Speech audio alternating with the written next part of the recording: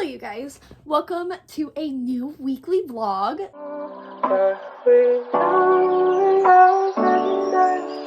I have a completely legal beverage here with me and I'm going to talk about what I've been reading lately. A bit of an update, I decided to DNF Renegades by Marissa Meyer because I wasn't enjoying it and I was only listening to it because I didn't have another audiobook with me, and now I do. I started The Guinevere's Deception by Kiersten White. It is so incredibly boring. It is written very beautifully and very lyrically. I highlighted quite a few lines in it already, and I'm 35% into it. The first page of this book is 10 out of 10 incredible. I love it a whole lot, but the plot is so boring. I feel like it is suffering a lot by the writer keeping things from the reader, and she has done it so much to the extent that I am confused and I'm not entirely sure what is happening. This is a King Arthur retelling and we are following Guinevere, but it seems that she is probably like a changeling, and so she's not the real Guinevere. She seems to be a copy, and I don't know if she is Merlin's daughter or if that was the real Guinevere,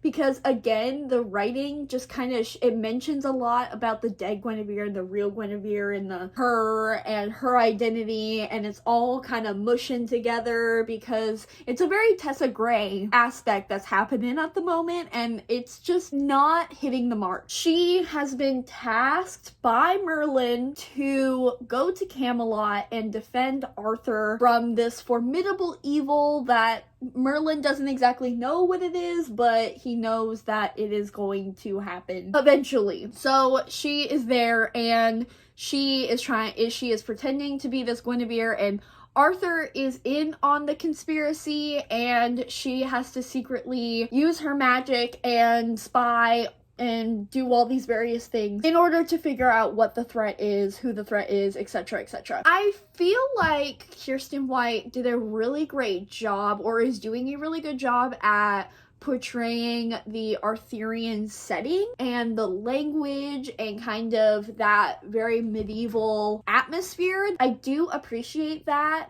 but I don't really think I'd like anything else about it. Maybe it's because I kind of thought I was more into Arthurian legend than I actually am, because they are making a ton of like references to the tales of King Arthur and all of the different quests that he's done, and I guess the BBC TV show just tricked me into thinking that I cared, because honestly, I am not really all that interested in what's being said and what's being talked about. Also, there's something really weird with Guinevere, and I assume it's because of her changeling or whatever it is she actually is, her background, because like she didn't know that people lose baby teeth and then they grow adult teeth. She didn't know about periods, and I literally just stopped at the scene where she gets her period for the first time, which I assume is all explained, but I think that was a little strange to me. It's a lot of just mundane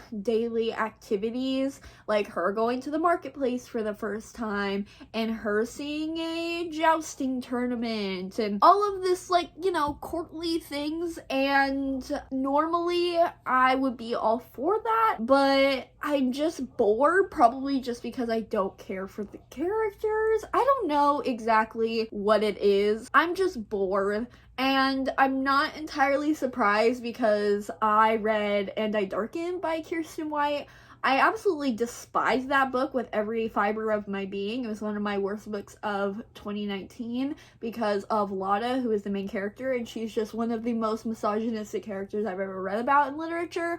But other than that, that book was just super freaking boring. So maybe I'm just not a Kiersten White fan, but I've been hearing such good things about this book from Boston and Cam. I want to love it, but I'm not really loving it right now, and I don't know if I will. I've heard that there is like a female aspect in this book, and I want to get to that point. I will also say that another good point is that there are, in between each chapters, there are these monologues from what I assume is Morgana or Morrigan, I believe is her name. I don't know, it's been a while since I watched the BBC show. Those are like perfection. Those are so good. And I've gotten to this point where I'm like, why are we following these bland, boring protagonists when you have villains right there? I'm gonna tell you right now, if Amarantha was the leading person in the ACOTAR series, I would have finished them. Whoever the villain is in A Curse So Dark and Lonely, is her name Lilith? I don't think so. I loved her. She was my favorite character in that book. I adored her. I stand her. I wanted everything to do with her. And the same thing is happening right now. I feel like YA would benefit so much with villain protagonists, because a lot of adult fantasy series do this, but because it's adult, they handle much heavier themes that you following a villain, you're like more inclined to be like, I don't know about this. But if it's YA and there are kind of those censorship on really explicit themes and everything, I feel like following a villain would be all the goodness without too much of the bad. I feel like it would just be a perfect blend. Am I making sense? I don't know. Am I going to DNF it? I might not. I probably will, but we'll see. So I've been reading Guinevere's Deception. I am about 70% done with it. I am not enjoying this. I don't care for any of the characters. It is so incredibly boring. I don't understand the magic system at all, and that isn't completely detrimental to my enjoyment of something. Sometimes I just let magic be magic, and that's fine, but it's not my preferred method of ingesting magic and fantasy. I do love that Lancelot is a lady. That's a fun time. I assume that Guinevere and Lancelot are going to be endgame eventually. I love more female representation, but I have no strong feelings for anything that's happening, any of the characters, nothing. Honestly, I would DNF this at this point if not for everybody being like, wait till the ending.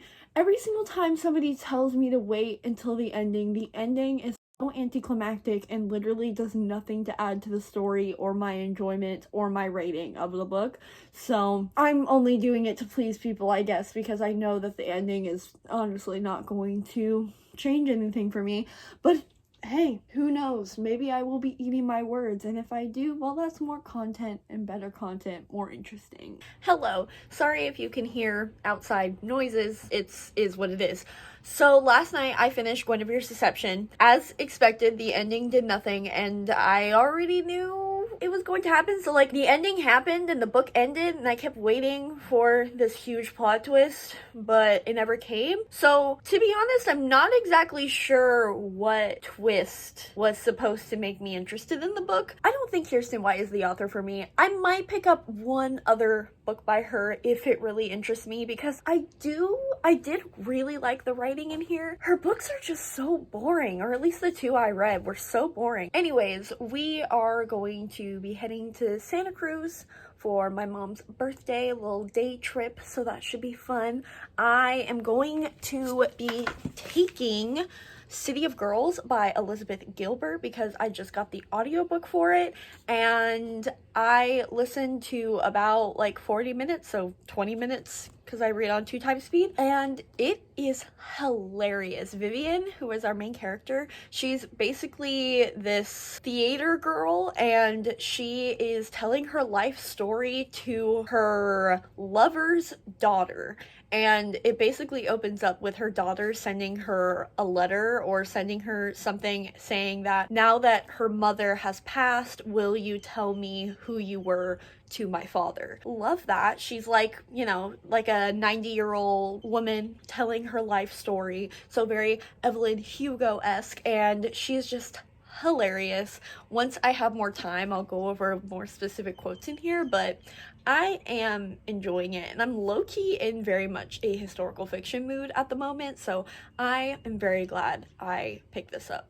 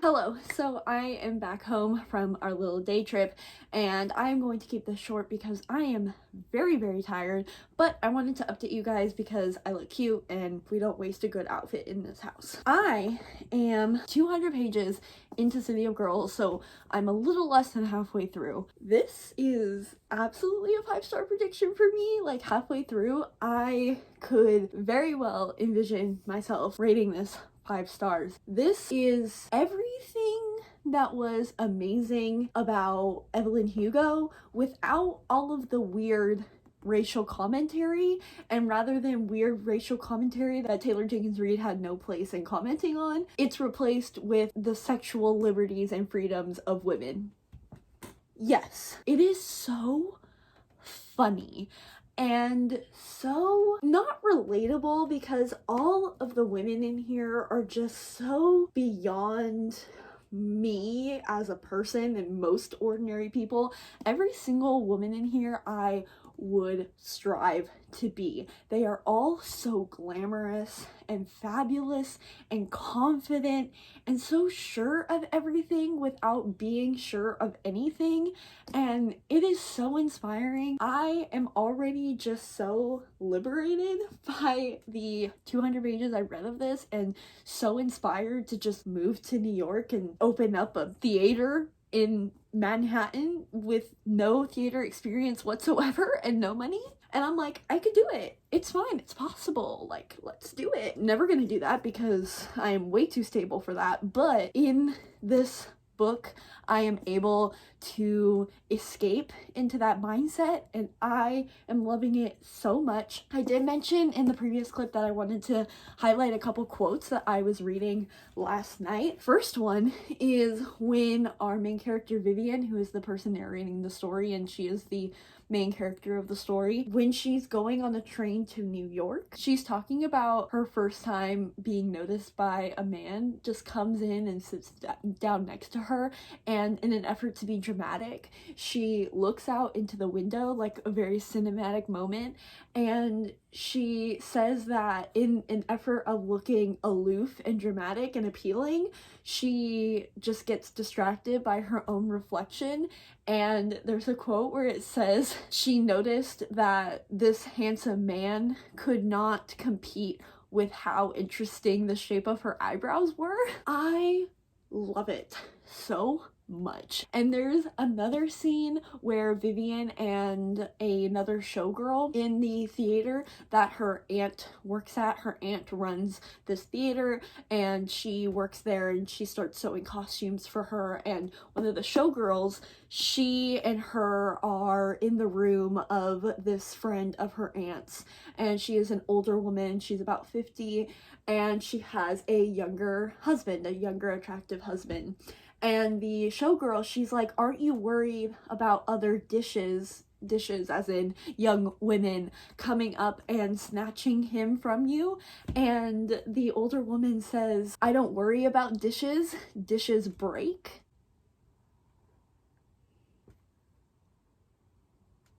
It is perfection. There's a different kind of strength that women previous to, you know, the 2000s not had to have, but did have, especially in various subtle aspects of male-female relationships and female power and all of those things. And it is just so interesting to read about seeing these women and how they achieve autonomy, and that just, I can't imagine that kind of strength. Again, drawing another comparison to Taylor Jenkins Reid, because I feel like this story is just very reminiscent not only of Evelyn Hugo, just because it's the same story concept, but also the characters. Like, Vivian is a very, like, unlikable character. I like to think of her more as realistic, but, you know, to each their own. I feel like Vivian is extremely cocky, and she's like Daisy Jones, just without the entitlement, because Vivian is very humble. She's very naive, I feel like I should say. There's another scene where she is talking to the person who she's narrating the story to, as I said, who is the daughter of her ex-lover, and she's talking about how people in the Depression, like, you would ask them now and be like, oh, how was it? And they would be like, oh, I didn't even know I was poor. And then she says, I was like that, but the opposite. I didn't know I was rich, because she talks about how she never really paid attention to the fact that housekeepers were always picking up after her, and she never really thought to even pick up after herself because she was that privileged to always have a housekeeper picking up after herself. So there are those little things. And so it's not entitlement where I hated Daisy Jones so much for that reason. It's different. It's more nuanced. It's more realistic. This book is just transporting me into 1940s New York, and it's so atmospheric and alluring. And like I said, it makes me feel like I am a 1940s showgirl, and I am having such a fun time with it. It's, again, one of those things that is very reminiscent that you hear a lot about Taylor Jenkins Reid, where you feel like these are actual people. It's the exact same way with this. Every single time I feel like I've seen people mention this book, they mention how boring it is, and I cannot disagree more. If you like Evelyn Hugo and like Daisy Jones, I don't see why you would think this is boring, because it's the exact same thing, where it's a person just telling their story, and it's just them telling their story. Like, there isn't anything crazy happening. So I can't imagine why you would like that book and not like this, because also I feel like Evelyn Hugo is much more, not much more, but a little more serious, has more of a serious tone, and like more of a, not preachy tone, but kind of a preachy tone.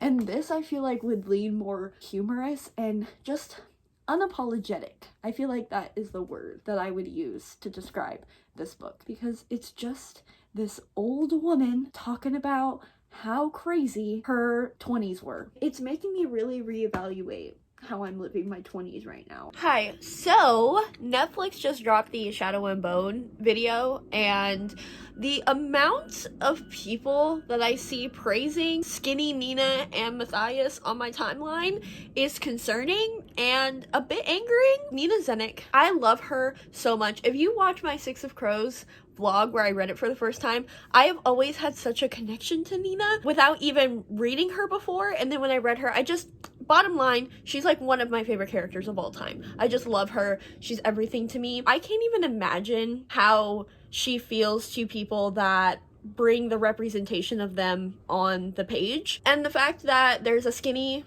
actress playing Nina, why did you have to take the one fat fictional character? Why did you have to take that one and not put it on screen? It's just so irritating to me, and it's so frustrating. I'm not blaming the actress at all. I'm sure she's a great actress, but it's just frustrating that they couldn't give us that. It's so bottom line. They don't understand why it couldn't have happened. It's just really frustrating, especially seeing so many people praise them and say, oh my god, the casting is so perfect. Oh my god, Nina and Matthias are literally Nina and Matthias.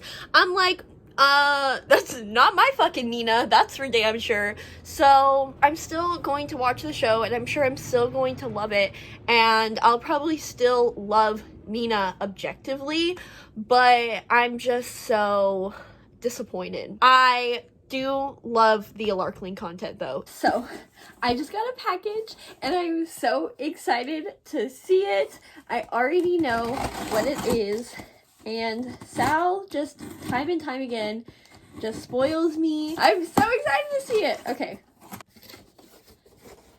Ah! Look! Oh my god! It's a Medusa Funko Pop! Look at that queen! Oh my gosh. It looks so cool. Oh my gosh, I'm gonna open it because I don't keep my Funko Pops in the boxes. I know that might be controversial or whatever, but I don't do that. I do keep the boxes, but I don't see the point in keeping them in the box. But oh my god! Oh my gosh, it has like the little arrows on her little body. Ah, she is so cute. Look at all of the snakes. Oh my god. I love her. This is so cute. I think we are going to put her right there if she will stay. There we go. And then we'll move that over. Perfect. Hello. So I finished City of Girls and I gave it 5 stars. I think in reality it's more of a 4.75, but who has time to be that specific? This was so engrossing and so enlightening. I just love hearing old powerful women talk about how crazy they were in their 20s, apparently. I just couldn't put it down. I can't believe that the majority of the criticism for this book is that it's boring. Like, I can believe that because it's just one woman telling her story and there's not necessarily a plot because there's not really a plot to life. But those same people rate Evelyn Hugo 5 stars. So, like, to me, they're the exact same story because just like Evelyn Hugo, there wasn't really a plot. Maybe it's because Evelyn Hugo was more structured in a sense that you followed each of the husbands and she kind of broke up her life that way. Maybe that could be it. Maybe it's also because Evelyn Hugo was like broken up into present day maybe, and that gave a little bit of break to people. Regardless, I thought this was absolutely incredible. I definitely do recommend having the audiobook for it though. 1, because it's just a fantastic audiobook, and 2, it really enhances the experience of having somebody tell their story because somebody's reading their story to you, and 3, it just keeps your attention. At least in my case, that's usually how it goes. It was so funny. It made me rethink so many things and just think about life differently, and that to me is the marker of a fantastic book, is when it can really not necessarily change my entire worldview, but just makes me think differently about things and gets a different outlook on life. And I really appreciated this book for that. Edna Parker Walton or Walker, I forget her entire name. She is my goddess, my queen. I want to be everything she is. What an icon. After the second half of the book, we don't really see her anymore, which was disappointing. And I will say that the second half definitely isn't as interesting as the first half because you kind of take a turn. But I was so invested in Vivian's life that I really didn't mind going another direction. If you are interested in historical fiction, if you don't like historical fiction, you probably won't like this and probably would think it's boring. But I would say that if you really loved Evelyn Hugo, I would definitely give this a shot because it's just so good. I loved this. I really loved this. The only negative thing I can say about this is it was not gay enough.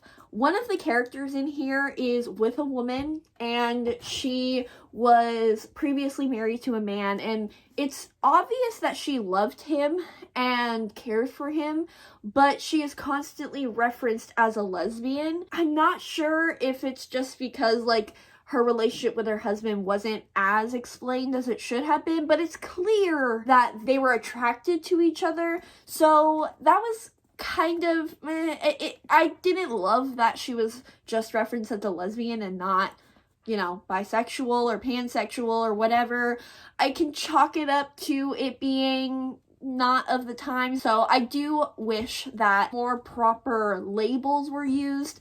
The exact same instance happens with Vivian. She has interactions with women as well as men, and especially because the book is kind of centered around promiscuity and sexuality, it really didn't make sense that she herself never questioned her sexuality, or it was never really brought up. I mean, that was a little frustrating, of course, as a queer woman myself. It really would have been nice to have that extra layer to the discussion being brought to the table. Unfortunately, it wasn't, but then again, as I've mentioned with other books previously, and especially as I keep comparing this to Evelyn Hugo, I don't know what sexuality Elizabeth Gilbert is. I am not sure, but if she is a straight woman, I am glad that she didn't have discussions that she can't properly articulate well, then just try to do them half-assed and just make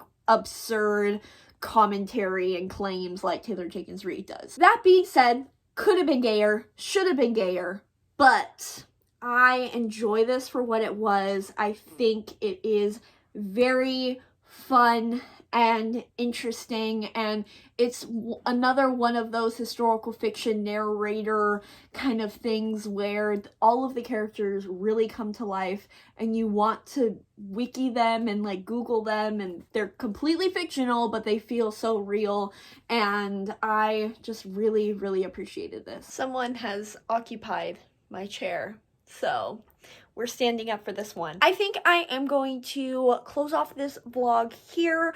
I don't anticipate reading much during the weekend because Sal and I are going to do a Lord of the Rings rewatch, and if you know anything about Lord of the Rings, you know that it is an extremely long movie, and I am probably not going to get any reading done, which is perfectly fine with me, and I don't know, I feel like this is just a really good spot to just close out the vlog. So this week I finished 2 books. I finished The Guinevere's Deception by Kirsten White, which I gave 2 out of 5 stars, and I finished City of Girls by Elizabeth Gilbert, which I gave 5 out of 5 stars. Go read it. It's a great one. I hope you guys enjoyed this vlog, and if you didn't, there's always next week. Bye!